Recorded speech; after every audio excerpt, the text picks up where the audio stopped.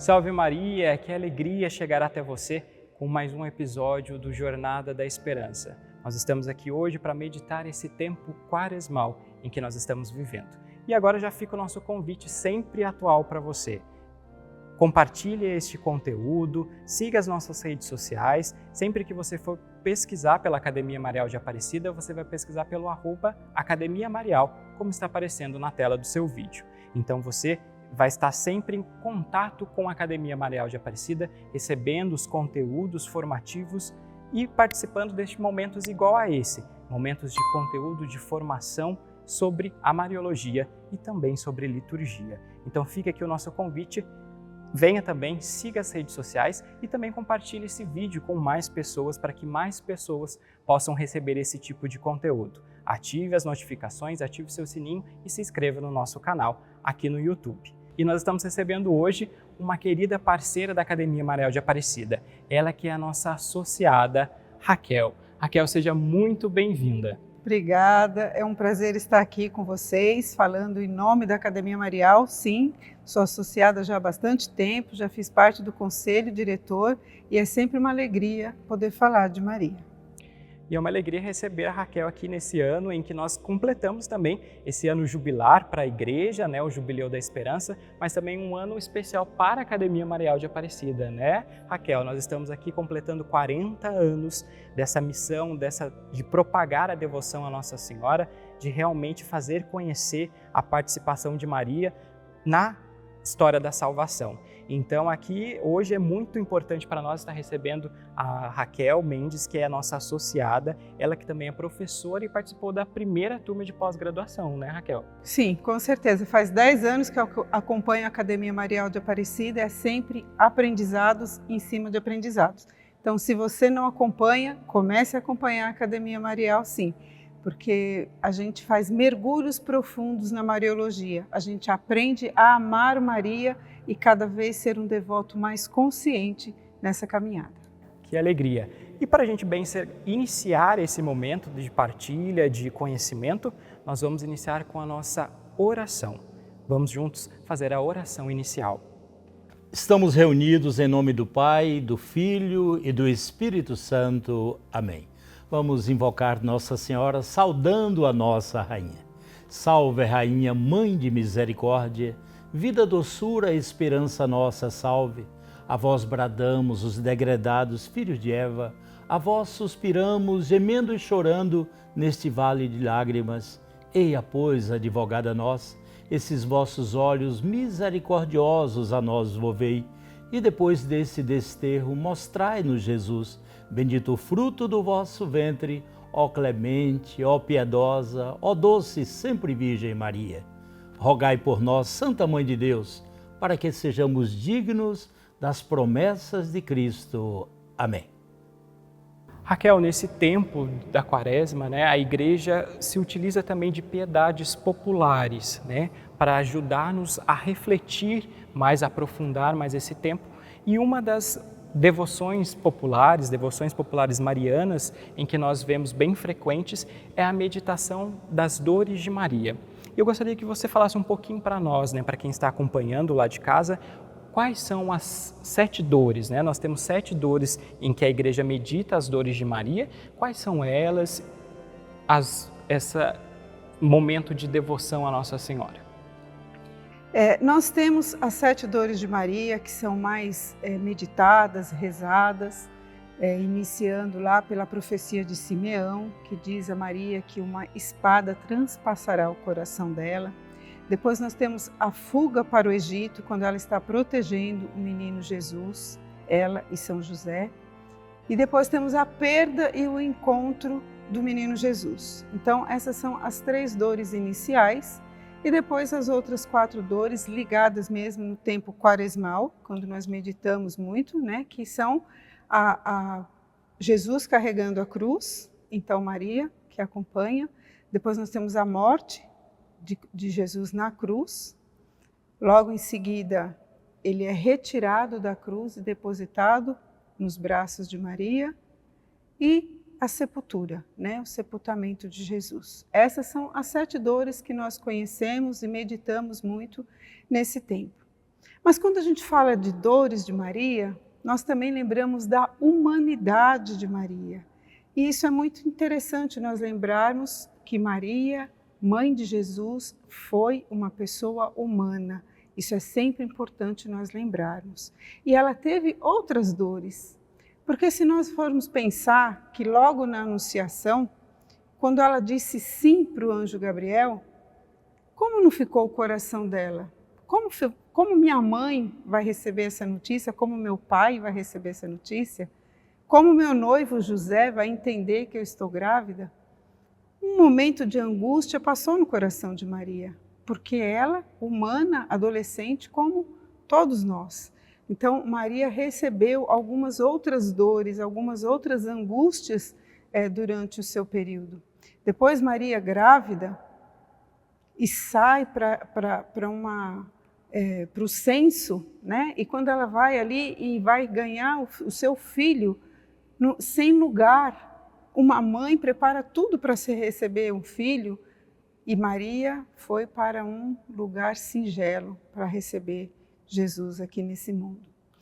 Maria depois fica viúva. A viuvez de Maria, um momento de dor.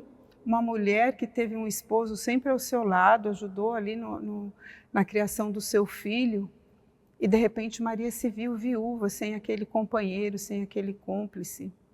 Maria foi uma mulher que teve as dores que todas as mulheres também carregam, a grande maioria delas, na sua vida. Então, olhar para as dores de Maria, meditar as dores de Maria, é também entrar nas dores de todos nós. Então, nós precisamos entender como viver a nossa dor, tendo esse olhar em Maria, a mãe de Jesus, que viveu as suas dores. Então, a meditação das dores de Maria passa por essa reflexão. Como que eu vivo as minhas dores a partir das dores de Maria?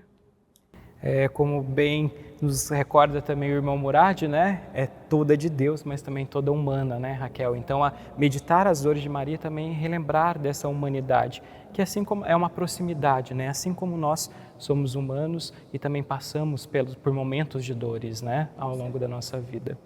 E Raquel, a gente sabe que a meditação das dores de Maria é uma das tradições antigas da Igreja, né? Uma tradição muito antiga, né? O setenário das dores de Maria, celebrações que começam antes até mesmo da meditação da Semana Santa, né? Em algumas localidades do país. Também depois a meditação das dores de Maria durante a Semana Santa e também nesse tempo quaresmal, né? Sempre é um convite muito antigo da Igreja, mas a gente quer saber, as pessoas que estão nos acompanhando, como a gente consegue meditar isso no nosso dia a dia, na nossa comunidade, na nossa vivência pastoral? Normalmente nós temos aí na vida comunitária procissões, novenas, momentos de oração comunitárias, onde nós meditamos e rezamos as orações que a Igreja nos ensina. Mas eu faço um convite a mais para todos nós hoje. Ao meditar as dores de Maria e lembrando das nossas dores, fazer uma ressignificação. Não ficar na dor, mas ressignificar essa dor. O que eu faço com essa dor que eu tenho? Como eu convivo com ela e como eu vivo com ela? Então, Maria, ela deu sentido para cada dor dela. Ela meditava no coração, ela continuava vivendo e meditando no coração e enfrentando todos os desafios de cada dor. Quando Simeão fala que uma espada vai transpassar o seu coração, ela não entende nada, ela medita no coração. Mas quando o filho dela está em perigo, ela e São José não pensam duas vezes, eles fogem, eles vão procurar abrigo em um outro lugar, em terras estrangeiras. Não mede as consequências, os esforços para isso. Ela não para na dor. Quando ela perde Jesus, ela não fica desesperada, e agora, e agora? Ela vai atrás, lógico, fica preocupada, mas ela vai atrás. Ele deve estar em tal lugar, e vai atrás. Quando Jesus morre na cruz, Maria não cai em desespero, não senta para chorar. Maria fica em pé aos pés da cruz. Maria está sempre nos ensinando que a dor não pode ser maior do que o amor. A dor não pode ser maior do que um sentido de vida. Então nós precisamos aprender e ajudar os outros a compreender o ressignificar a sua dor. Aqui eu deixo já um testemunho para vocês. Há 11 anos atrás eu perdi o meu filho num tempo de quaresma, bem no início do tempo de quaresma. Então eu olhava para Maria aos pés da cruz, ela de pé, e eu entendia que eu também não podia cair.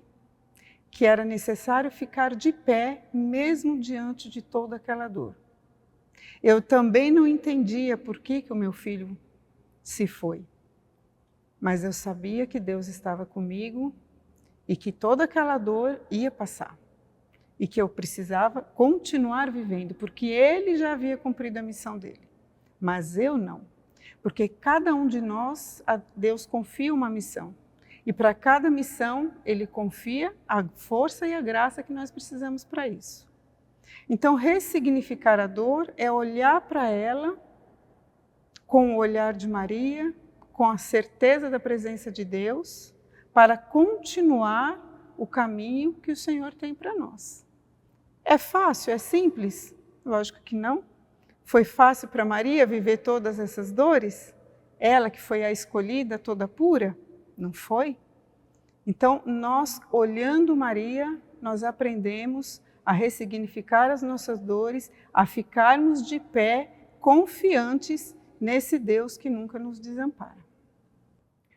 É ser sinal da esperança, é ser sinal de Jesus, mesmo diante das dificuldades, né, Raquel? A esperança é Jesus. Com certeza.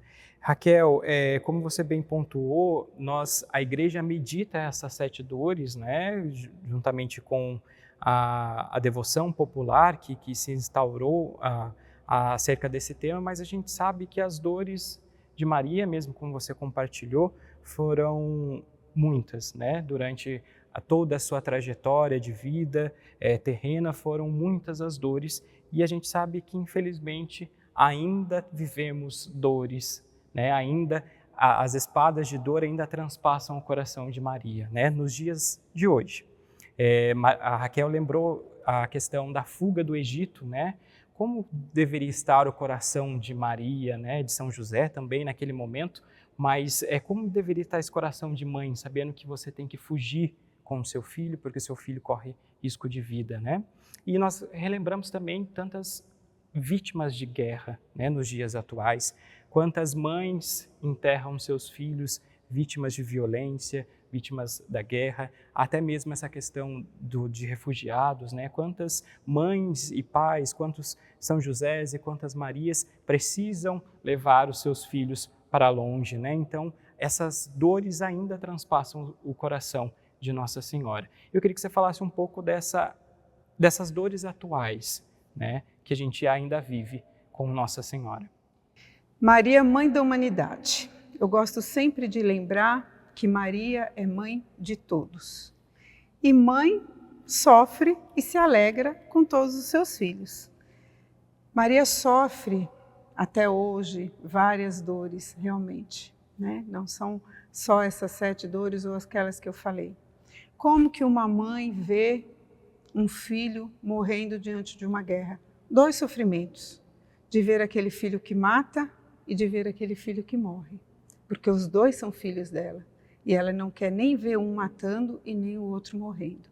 Então ela sofre duplamente, né? A gente pensa numa situação de guerra, de violências, como você falou, e são inúmeras violências, violências psicológicas, violência contra idoso, contra crianças, contra refugiados, contra pessoas das classes minorias, né?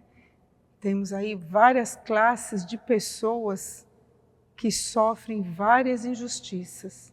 E Maria sofre com tudo isso, com a fome, com os problemas de saúde que atingem o mundo inteiro, tudo coisas que poderiam ser evitadas se alguns que têm a responsabilidade fizessem o que é para ser feito.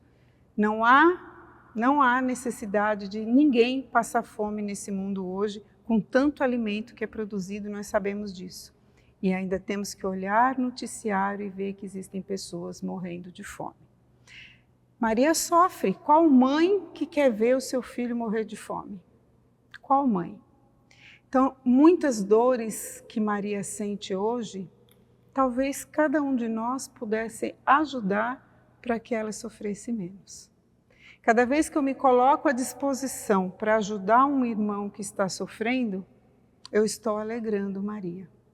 Não é apenas rezando o terço, uma Ave Maria, 1000 Ave Maria, fazendo as minhas práticas devocionais. Não é só isso que vai alegrar Maria, mas o agir, o colocar em ação aquilo que ela nos ensinou. Ajudar o próximo, olhar o Magnificat, o que ela nos pede ali? Ir ao socorro de quem precisa, como ela fez, a sua prima Isabel. Então, a nossa atitude pode ajudar a diminuir as dores de Maria. O que nós estamos fazendo para isso? Ou estamos vendo a nossa mãe do céu sofrendo e não fazendo nada? Então, nós temos a nossa responsabilidade também, cada um de nós, em ajudar a construir um mundo melhor. E quando eu falo um mundo melhor, eu estou falando do mundo que está ao nosso alcance. Na minha casa, com os meus amigos, na minha comunidade, no meu trabalho. Cada gotinha que nós fazemos influencia no oceano que é o mundo. Raquel, a quaresma é um convite, né, desse tempo em que a igreja coloca para nós, para meditarmos a caridade, né, essa questão de reflexão do que eu estou fazendo, né?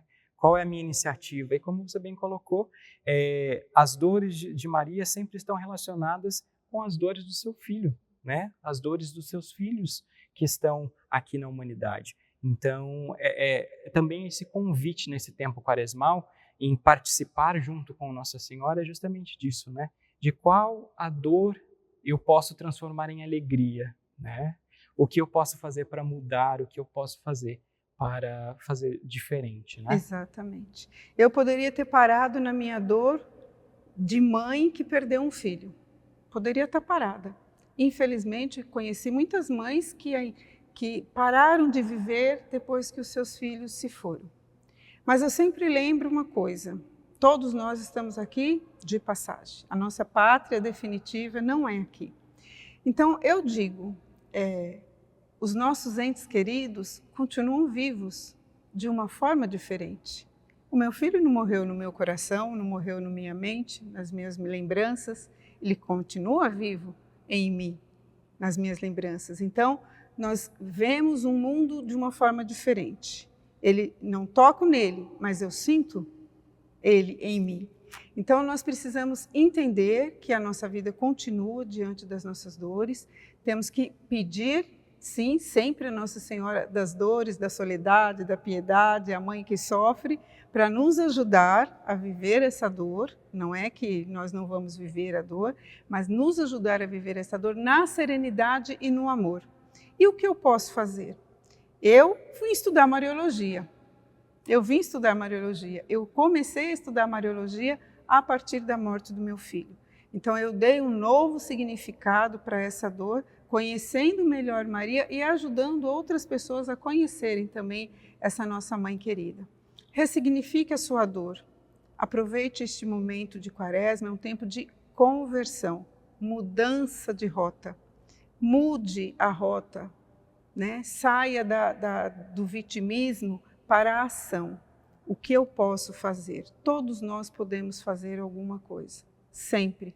Com a ajuda de Nossa Senhora, com o olhar fixo em Jesus Cristo, todos nós podemos dar passos. Cada passo que nós damos diante, seguindo em direção ao Senhor, Ele vai nos ajudando. Porque todos nós temos uma missão. E nós vamos receber a graça que nós precisamos para cumprir essa missão. Então, se Deus permitiu que eu enterrasse meu filho, Ele também me deu a graça para ficar de pé e continuar o caminho que Ele tem para mim. Então, esse tempo de quaresma, tempo de praticar a caridade, tempo de rever a própria vida e de, sinceramente, buscar um novo rumo. Porque a gente não para na Quaresma e a Páscoa vai chegar. Sem dúvida. É ter a certeza da firme esperança que é Jesus Cristo, né? E, Raquel, eu gostaria de usar desse forte testemunho que você nos deu agora, justamente para recordar essa questão da figura de Nossa Senhora como sinal de esperança. Como você bem pontuou e como você bem fez, né? Maria não ficou parada na dor, né? Maria é sinal de esperança, de continuar, de acreditar em Deus. E eu coloco esse exemplo também da paixão, né? Maria esteve ali diante da cruz, em pé, porque ela tinha certeza da ressurreição, né? Não foi fácil, a gente sabe que não foi, né? Ali uma espada realmente transpassou a alma, né? Nós temos a morte de Cristo ali e nós temos essa espada que transpassa o coração de Nossa Senhora, como também para uma mãe perder um filho, né? Mas a gente sabe que Nossa Senhora foi aquela que ali com os discípulos não deixou de acreditar, né? Ela que inflou até o Espírito vir em Pentecostes, Maria ficou ali responsável por aqueles filhos que Deus deu do alto da cruz, né? Então, Nossa Senhora tem esse exemplo da esperança, né? Nesse ano que a gente sempre recorda a esperança do jubileu, Nossa Senhora vem como esse exemplo firme de esperança, né, Raquel? Esperar em Deus. Essa é a palavra. Maria tinha confiança, uma fé inabalável, uma confiança e ela esperava em Deus. Ela guardava tudo no coração, porque no momento certo Deus iria revelando o que iria acontecendo. Então, esperamos em Deus, porque o tempo de Deus é diferente do nosso. E nunca duvidar de que Deus tem o melhor para nós, ainda que às vezes a gente não consegue entender os caminhos que Ele leva, mas Ele sempre tem o melhor para cada um de nós. Esperar em Deus. É ter a esperança. É isso que esse ano nos convida, né, a sermos peregrinos dessa esperança, como foi Maria. Raquel, eu agradeço imensamente, agradeço pela sua contribuição, agradeço por esse testemunho que você nos deu, nos partilhou.